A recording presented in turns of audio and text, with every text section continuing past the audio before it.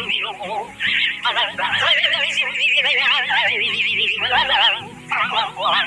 Sa nilang bigami. Dahil pwede niliwanag kung bakit kamukha ba niya. Kamukha rin kasi mo si Sigma. Ang galing ng Levis na yung fans niya. Ay ako. Sana, huwag na sana. Hindi ko naman sana, huwag naman sana kamukha niya. Alam naman natin, pagka makaalala, ay siyempre, maraming pasabi. Naginawa rin naman si ate. Ay, ako naman natin na marami sa ngayon. Kala mo makapagsalita siyang maraming na pasakit. Akala mo nag-ambag siya. Ang dapat magsalita nito ng mga ganito ay si Kuya Bal, pwede, no?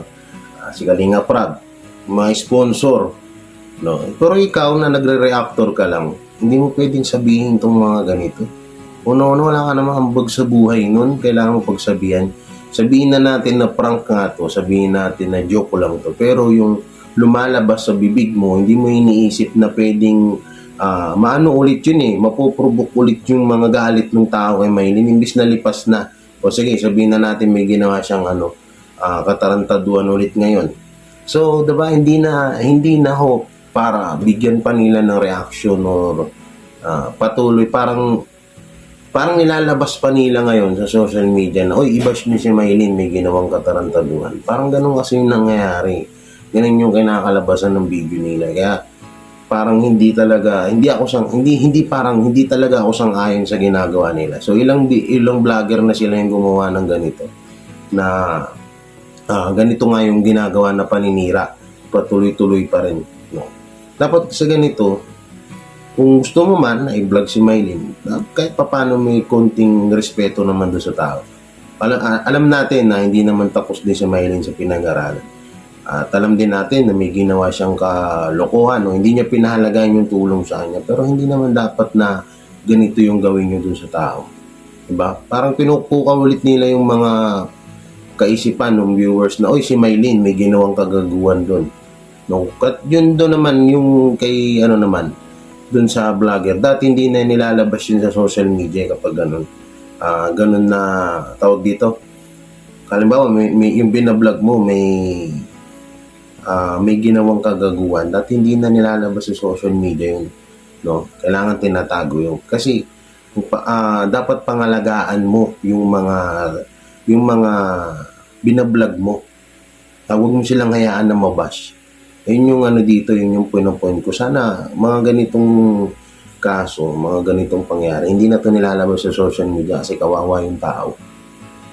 Sino ba yung, diba, kahit paano naman may pinakinabangan nyo si Maylin. Ang laki ng mga views nyo dyan. Kung sino man yung vlogger na yun, hanapin ko pa. So, sinabi niya dun, ayun pala, si Romson pala. Si Romson pala yung nag-ano daw. Pero titignan ko pa yung video kung totoo ba o hindi. So, yung ganito, ang point ko dito kasi, yung mga ganun bagay, hindi na dati sinasabi sa social media yun. Unang-una, tapos ng tulungan yan eh. Wala na sa grupo niya yan. Kung yung mismong nagbablog nga eh, hindi na masyadong nagpatawa na nga lang yung leader niya eh. Diba? Nagpatawa na nga lang si Kuya Bal sa video, diba? Pero kayo, parang may yung binabato yung salita kay Maylin, parang masakit. Diba? Sasabihin niya na, alam naman natin na may mga pinaggagawang katarantaduhan to, yung babae na to. Diba? Hindi lang dapat ganun. Tapusin natin, baka may makuha pa at may marinig pa kayo. Dahil pa hindi pa binalikan. O diba, ano palang plano? Kuya Bal, anong plano doon sa bahay? Ano naman pakialam nyo doon kung hindi binalikan ni Maylin? No? Anong pakialam nyo kung hindi binalikan ni Maylin yung bahay? Sa kanya naman binigay yun. Kung may isa sa mga pakialam doon, si Maylin yun, hindi ikaw. Pangalawa, kung may isa pang may pakialam doon, yung nagpagawa. O si Kuya Bal, sabihin na natin, siya yung may pakialam doon. Pero kayo, wala kayong karapatan na magsabi ng kung ano-ano doon sa tao. Mukha ka pa naman may pinag-aralan, no? Mukha kang tapos ng pinag-aralan. Samantalang si Maylin, hindi naman yun nakapag-aral ng gusto. Pero parang ang lumalabas dito, diba? Parang sinisira mo pa yung pagkatao ng tao. Huwag naman sanang ganun. Tuloy pa natin. Ay, nako, wala na. Hindi na lang binalikan. Pero sabihin ko, darating ang panahon. Malamang babalikan. Kaya lang sa ngayon. Kung babalikan ni Maylin yun, unang-una, wala ka na nga talagang pakialam dun. Hindi naman ikaw nagpagawa nun. Tutusin nga, kayo pa nga kumita kay Maylin. Ikaw yung ito sa mga reactor lang ikaw yung, ikaw yung kumitang kabuhayan sa pagmumukha ni Maylin. Yung sa video mo, kumita ka din. Dito, ang ginaano ko dito, na huwag sana nating, alam mo yung pagiging mukhang pera natin, nandun lang naman yun eh. Lahat naman tayo kailangan natin ng pera. Pero yung sinatawag na humanity, sana pinapahiral natin. Kung napapakinggan nyo naman, di ba? Kung pagsalita niya, ando na, yung bahay, hindi lang mabalikan kasi nahihiya. Parang nangaasar ka. Di ba? Ulitin na, panoorin natin. So yun na guys, balik-balita tayo. Tininiman na lang si ate. Balita, nagpilit sana si mama niya. So ito naman, ay napareaction lang ko. Ang gawa ni Kuya Mahal ay may binigay nga sa aking video. Ay, kamukha ka.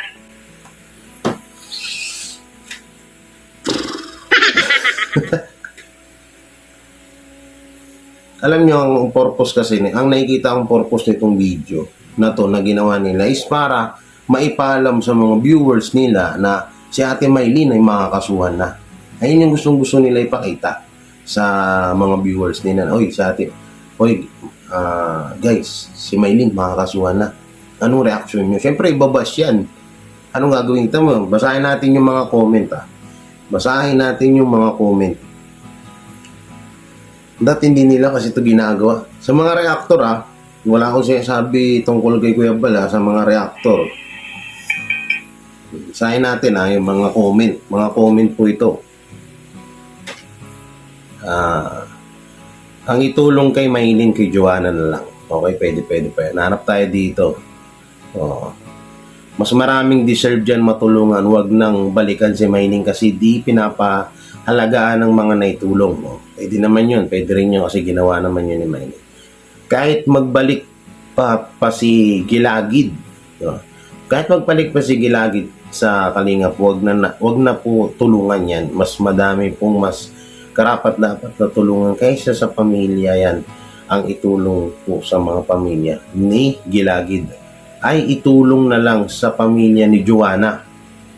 Panigurado po kapag tinulungan ng Kalingap ang pamilya ni Gilagid, madami na naman ang magagalit at mag-unsub sa kanila. At ito, hindi ko to sure kung viewers ba talaga to. Kasi mahilig gumawa ang mga reactor ng mga fake account, no? Hindi ko sure kung ano ba to? Kasi naka-air yung comment, no? Hindi ko sure kung viewers ba talaga to, opinion ng viewers. Sila rin, kasi gawain nila yun ng reactor na nagko-comment si Pipin para mabasa na lahat. Okay? Dami pang nalait dito kay Maylin, no? Sa comment section. Aminado tayo, may ginawang kalokohan si Maylin. Pero sana naman isipin din natin na siguro hayaan na lang. Hayaan na natin si Romson, kung si Romson man yung nag-vlog. Hayaan na lang natin kasi si Maylin, gusto parang ang pinapahiwatig nyo kasi sa video, gusto nyo sirahin si Maylin, i-unsub siya ng mga subscriber niya. Iyon na nga lang yung natitirang pag-asa ni Maylin para mabuhay niya yung mga anak niya. Parang gusto niyo pa atang pabagsakin. Kayo na mismo musga, tingnan niyo yung sinasabi niyo sa sa video niyo. Diba? Tutusin nga, si Maylin, isa sa mga pinakamayaman na, isa na dapat yan sa medyo mapera na ngayon dahil sa views niya sa social media. Pero ang nangyari, mas lalo pang naghirap yung tao. Wala naman ako ibig sabihin yan, pero sana naman isipin niyo yan, kayo mga reactor. Ayoko maipag-away din sa inyo, pero sana ayusin niyo yung ginagawa niyo sa tao kasi hindi naman tama yan. So, ayun, hanggang dito na lang at syempre, supportahan din natin yung channel ni Maylin. Supportahan na lang, wag na natin isipin si Maylin. Isipin na lang natin yung mga anak niya na may kinabang sa kita ng YouTube, sa YouTube channel niya ngayon. Kaya sana supportahan natin siya at kahit pa paano, huwag na natin ibas yung tao. Tapos naman na yung issue. Kung naman yung nagagawa niya kasalanan dito, isipin na lang natin mga anak. So, ingat kayo palagi and God bless and bye-bye. I love you. And mega love siya sa Triboy Longo, Team Biyaya, Kalasong Kalahi, Choreng Natics, Team Butete, sa Team Unity. Yan. Sa lahat po ng sumusubaybay kay JK Barra. Okay, peace out.